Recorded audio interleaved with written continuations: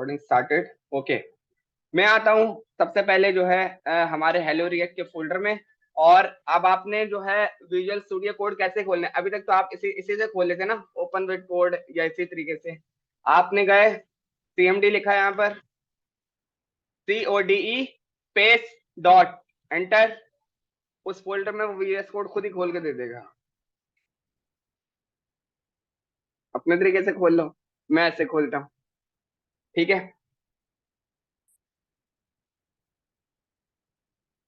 CCLS, इसको बंद करते हैं। और अब हम आते हैं VS कोड में से इस फोल्डर के स्ट्रक्चर को समझते हैं, सही है कि ये है क्या, ठीक है।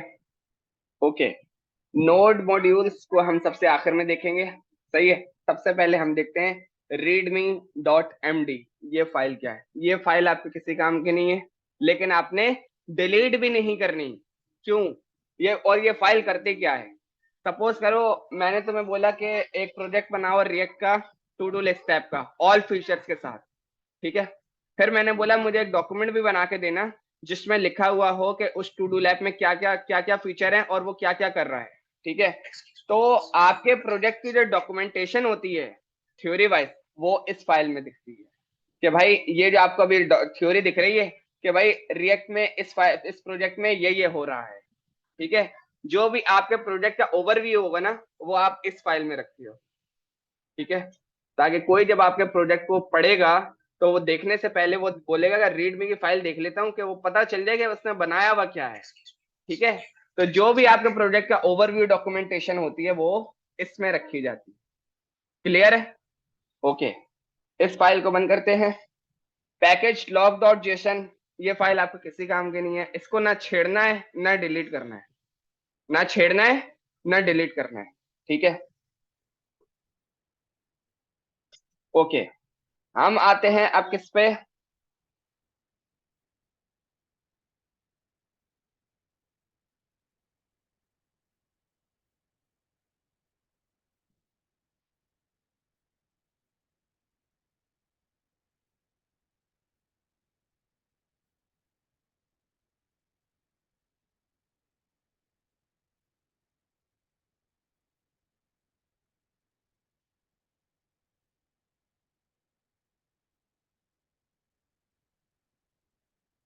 UDE dot,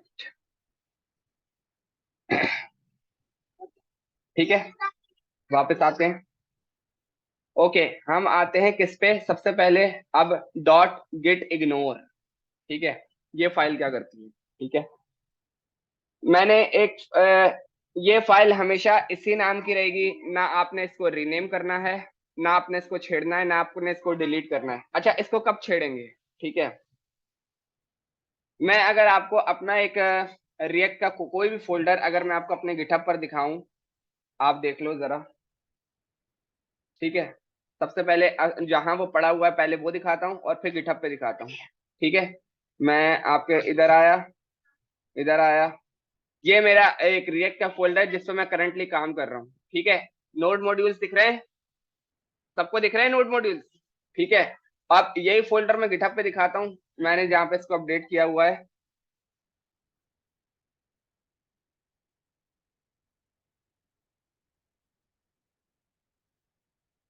knock admin pan, मुझे नोड मॉड्यूल्स की फाइल दिख रही है, नोड मॉड्यूल्स का फोल्डर दिख रहा है, नहीं दिख रहा। डॉट गेट इग्नोर की फाइल में आप जो जो जिस फोल्डर का जिस फाइल का नाम लिखोगे, जब गिटहब पे अपना फोल्डर का काम सारा कोड पुश करोगे, वो उन फोल्डर को इग्नोर कर देगा, बाकी सब कुछ रख देगा। नोड मॉड्यूल्स कभी भी आपने गिटहब पर नहीं रखने। अब वो क्यों नहीं रखने, वो एक अगला सवाल है, वो अभी देखते हैं। लेकिन गिट इग्नोर क्या कर रहा है, जब आप गिटहब पे कोड रखोगे, जो जो फाइल्स, जो जो फोल्डर इस गेट इग्नोर की फाइल में रखे हुए हैं, लाइक अभी आप देखो नोड मॉड्यूल्स रखा हुआ है, सही है। तो जब आप इस फोल्डर को गिटहब पे रखोगे तो वो इसको इग्नोर कर देगा और उसको गिटहब पर नहीं रखेगा, ठीक है। गेट इग्नोर की फाइल सिर्फ इसलिए होती है। सबको क्लियर है? सबको क्लियर है, ठीक है।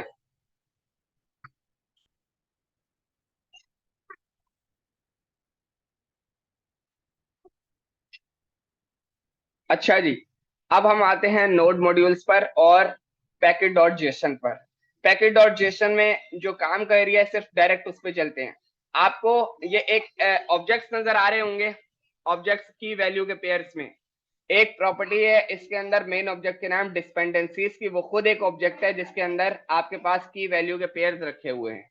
ठीक है, आपने सिर्फ, आपका जो काम है सिर्फ डिपेंडेंसीज के ऑब्जेक्ट में होगा, इसके अलावा किसी ऑब्जेक्ट में आपका कोई काम नहीं। अच्छा, काम होगा भी तो क्या होगा वो हम डिस्कस करते हैं। ठीक है, जो जितनी लाइब्रेरीज आपके प्रोजेक्ट में इंस्टॉल्ड होंगी वो आपको यहां पर दिखेंगी कि आपके प्रोजेक्ट में ये सब इंस्टॉल है। मेरे को वो बता रहा है रिएक्ट वर्जन 18.2 आपके पास इंस्टॉल है, रिएक्ट डॉम 18.2.0 इंस्टॉल है, रिएक्ट स्क्रिप्ट इंस्टॉल है, वेब वाइटल इंस्टॉल है, ये सब आपके पास इंस्टॉल है। ठीक है, कोई भी लाइब्रेरी जब आप रिएक्ट में इंस्टॉल करोगे, कहां से, एनपीएम से, वो आपके पास यहां पर आके सेव हो जाएगी। अच्छा, पड़ी हुई कहाँ होगी और यहाँ आके कैसे सेव हो जाएगी, वो आपके पास जाकर सेव हो जाती है नोड मॉड्यूल्स में। और फिर यहाँ पर वो बता देता है कि भाई वो आपके पास इस वर्जन की इस फोल्डर में सेव हुई भी है। हम यहाँ से ढूंढने की कोशिश करते हैं कि रिएक्ट कहाँ रखा हुआ है। ठीक है, मैं यहाँ लिखता हूँ, यहाँ नहीं, RE,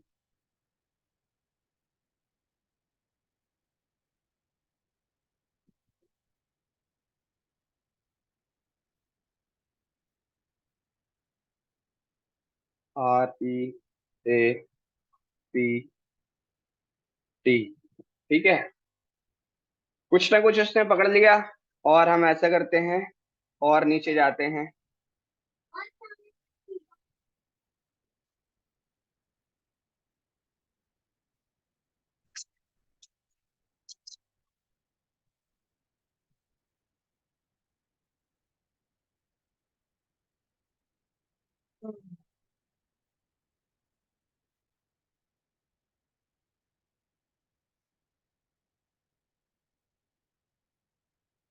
ठीक है, ये हमारे पास रिएक्ट का फोल्डर आ गया, यानी कि रिएक्ट यहाँ पर पड़ी हुई है। और ये जो आपको यहाँ पर बता रहा है वर्जन 18.2, ये इंस्टॉल इसी वजह से है क्योंकि हमारे पास नोड मॉड्यूल्स में रिएक्ट रखी हुई है। क्लियर है, जो लाइब्रेरीज आपके पास इंस्टॉल होंगी पैकेट डॉट जेसन में वो आपको शो होंगी, और वो रखी हुई कहाँ होंगी, नोड मॉड्यूल्स के फोल्डर में। ठीक है, तो क्योंकि आपकी लाइब्रेरीज बेतहाशा हो सकती हैं, तो इस वजह से नोड मॉड्यूल्स का जो फोल्डर है वो आप गिटहब पर कभी भी नहीं रखोगे। हम्म, बेकार नहीं है। नोड मॉड्यूल्स का फोल्डर अगर आप हटा दोगे तो चलाओगे कैसे, गिटहब पे रखना बेकार है, आपकी बिला वजह में वो स्पेस लेता रहेगा। ठीक है, अच्छा, तो फिर जब हमने गिटहब पे रख दिया, किसी दूसरे सिस्टम में उसको इंस्टॉल करेंगे तो नोड मॉड्यूल्स तो नहीं होंगे, फिर क्या करेंगे। ठीक है, वो यहीं से लाइब्रेरी देख के उठा लेगा। नहीं, ऐसे सॉल्यूशन में क्या करना है, ठीक है, हाँ ये करेंगे लेकिन कैसे। ठीक है, आते हैं उस पे। ठीक है, मैंने यहाँ पे नोड मॉड्यूल्स को जो है यहाँ पे इसको यहाँ से बंद कर देता हूँ। पैकेज डॉट डॉट जेसन में जो लाइब्रेरी पड़ी उसी को stop कर दो। बिल्कुल, पैकेट डॉट जेसन में जो लाइब्रेरीज पड़ी होंगी वो उसी को इंस्टॉल कर देगा। सपोज करो मैं यहाँ पर आया, किस पे, अपने फोल्डर में, कंट्रोल A, नोड मॉड्यूल्स को हटा दिया और कॉपी कर लिया, और ये मेरा एक फोल्डर है एबीसी के नाम का। इस पे मैंने गिटहब से रेपो पुश करिए कोड कोड क्लोन लिया है और उसमें मेरे पास ये सारा फोल्डर आया है। ठीक है, अब मुझे चलाना है इसको, मेरे पास नोड मॉड्यूल्स तो है नहीं, तो पैकेज डॉट जेसन में जो पैकेजेस रखे हुए हैं उनको क्या पता कि कौन कौन से पैकेजेस हैं, उसमें मुझे इसमें नोड मॉड्यूल को इंस्टॉल करना पड़ेगा। नोड मॉड्यूल को इंस्टॉल करने के लिए मैंने यहाँ पे खोला CMD, और सिर्फ आपको क्या लिखना है, npm इंस्टॉल, बस इंस्टॉल करोगे वो आपको नोड मॉड्यूल इंस्टॉल कर देगा। नहीं क्यों करें जब मेरे पास तो हुआ हुआ है। ठीक है, आपने घर पे ट्राई करके देखना है। ठीक है, मैंने यहाँ से इसको हटा दिया और एबीसी के फोल्डर को भी डिलीट कर देते हैं।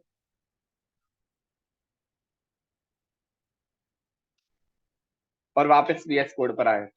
ठीक है, packet dot JSON node module सबको क्लियर है?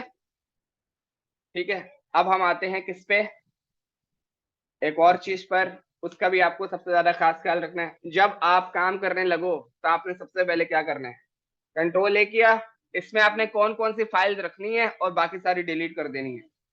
ऐप डॉट जेएस डिलीट ना हो, इंडेक्स डॉट सीएसएस डिलीट ना हो, इंडेक्स डॉट जेएस डिलीट ना हो, बाकी सारी बेकार फाइल्स हैं, बाकी सबको डिलीट। सही है, वो सारी फाइल्स हमारे किसी काम की नहीं थी। सही है, क्लियर है? ओके, वापस आते हैं। अब मैं आया सोर्स के फोल्डर में,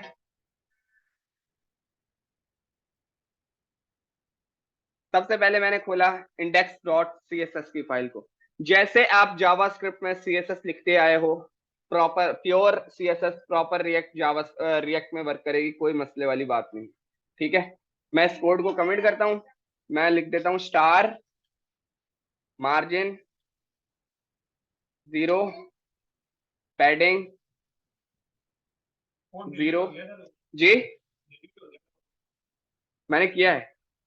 नहीं नहीं, वो हटा दिया मैंने, उस कोड की जरूरत नहीं है। Box sizing border box, save किया। और अब हम आ जाते हैं इंडेक्स डॉट जेएस की फाइल पे कि ये क्या है, और ऐप डॉट जेएस की फाइल पे। ऐप डॉट जेएस को भी अभी हटा दो, बल्कि इंडेक्स डॉट जेएस की फाइल को रीड कर लेते हैं कि ये क्या है। ठीक है, क्योंकि ये कोड आपके लिए नया नया है और पहली बार है।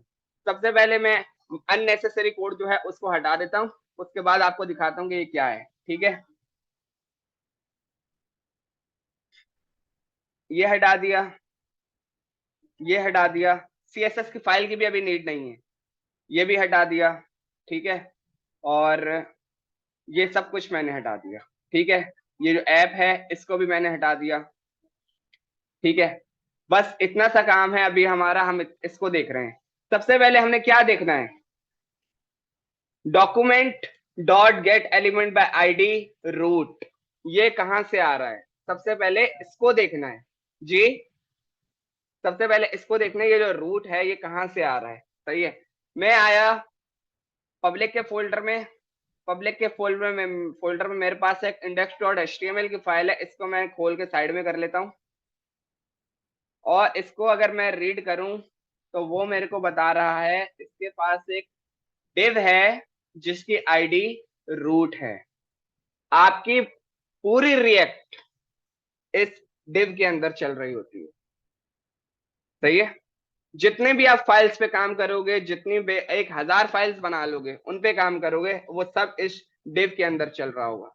इस इंडेक्स डॉट एचटीएमएल की फाइल में आपने कभी भी कुछ नहीं करना, ना कोई सीडीएन लिंक्स लगाना है, ना कोई सीएसएस की फाइल लगानी है, ना बूटस्ट्रैप की कोई स्क्रिप्ट, कुछ नहीं इसके अंदर लगाना, खत्म। सही है, इस फाइल को बंद कर देते हैं। सर एक पे जब हम काम करेंगे तो बूटस्ट्रैप वगैरह की जरूरत ही नहीं पड़ेगी। बिल्कुल पड़ेगी, एनपीएम से उठाएंगे ना। हाँ, वहां से उठाएंगे, सीडीएन लिंक से नहीं उठाएंगे, वहां से नहीं उठाएंगे। ठीक है, ओके। अब ये जो लाइन बोल रहा है इंपोर्ट रिएक्ट फ्रॉम रिएक्ट, इसका क्या मतलब है? ठीक है, मैं खुद लिखता हूं, इंपोर्ट रिएक्ट फ्रॉम रिएक्ट। ठीक है, मैंने बोला रिएक्ट लेकर आओ, कहां से, रिएक्ट से। अब ये जो रिएक्ट का फोल्डर, ये मैंने कोटेशन में लिखा है ना, इसका इसका मतलब है नोड मॉड्यूल्स में जो रिएक्ट इंस्टॉल हुआ हुआ है मेरे पास, वहां से लेकर आओ। सही है, तो ये जितनी भी सारी इंपोर्ट्स की फाइल्स आपको दिख रही हैं, ये वहां से लेकर आएगा। फिर मैंने बोला रिएक्ट डॉम लेकर आओ, कहां से, रिएक्ट डॉम स्लैश क्लाइंट, ये भी आपको खुद ला कर दे देगा। ठीक है, क्लियर है?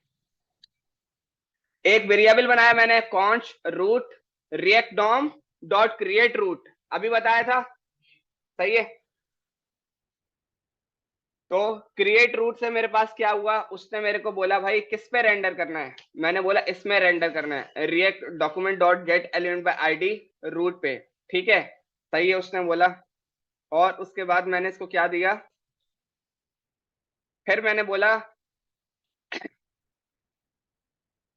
इसको मैंने वेरिएबल नेम क्या दिया था, रूट डॉट रेंडर, क्या रेंडर करना है।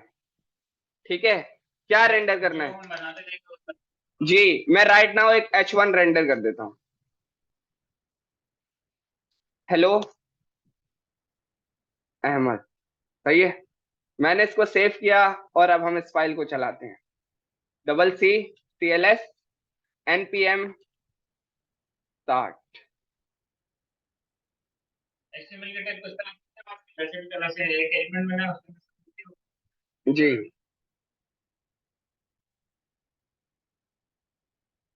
हेलो अहमद, मेरे पास रेंडर हो चुका है। ठीक है। अच्छा जी, अब हम आज के लिए आज का लास्ट लास्ट चीज देख लेते हैं, इस CSS की फाइल को यहाँ पर कैसे बुलाना है। ठीक है। CSS की फाइल मेरे पास सेम लोकेशन पे पड़ी हुई है, जहां मेरी इंडेक्स है वही CSS है। सही है। ओके। मैंने बोला import quotation dot slash index dot CSS। ठीक है। वेरीफाई करने के लिए मैंने कंट्रोल दबाया, उस पर एरो लेकर गया, उस पर क्लिक करा, वो अगर सही लोकेशन होगी मुझे उस लोकेशन पे लेके चला जाएगा। ठीक है। अब अगर मैं सेव करूं तो ये इसकी जो एक्स्ट्रा यहाँ से स्पेसिंग है ये खत्म होनी चाहिए, क्योंकि मैंने CSS में क्या लगाया हुआ है, मार्जिन पैडिंग बॉक्स साइजिंग सब क्लियर किया हुआ है। मैंने इसको किया सेव और वो प्रॉपर वर्क कर रहा है। ठीक है। अगर मैं जाऊं और एक H1 पे कलर भी दे दूं, H1 कलर ब्लू, सेव। ठीक है। प्रॉपर जिस तरह आपने वर्क करना है आप उस तरह वर्क कर सकते हो। ठीक है। अभी के लिए आपका इतना इनफ है। ठीक है। नेक्स्ट क्लास में हम फिर इसको मजीद एक्सप्लोर करेंगे। ठीक है। इतने काम की सबने प्रैक्टिस कर कर आनी है, जो जो प्रैक्टिस कर कर आएगा वो उसी को आगे समझ में आएगा। रो प्रोसीजर दोबारा खत्म, एक ही दफा है, खत्म। आपने सब क्या करना है, एक दफा काम सीडीएन लिंक से करना है। ठीक है। जब वो चल जाए फिर उसके बाद आपने फोल्डर पर आना है। भाई ये सारा काम वीडियो से देखे करना है, क्योंकि एक कोई भी चीज मसला कर देगी फिर वो आपको सारी अनइंस्टॉल करनी पड़ेगी, या इसमें ये मसला है। ठीक है। कोई भी मसला आ रहा है ग्रुप पे एरर शेयर करो, हम डिस्कस कर लेंगे। ठीक है। वाइंड अप कर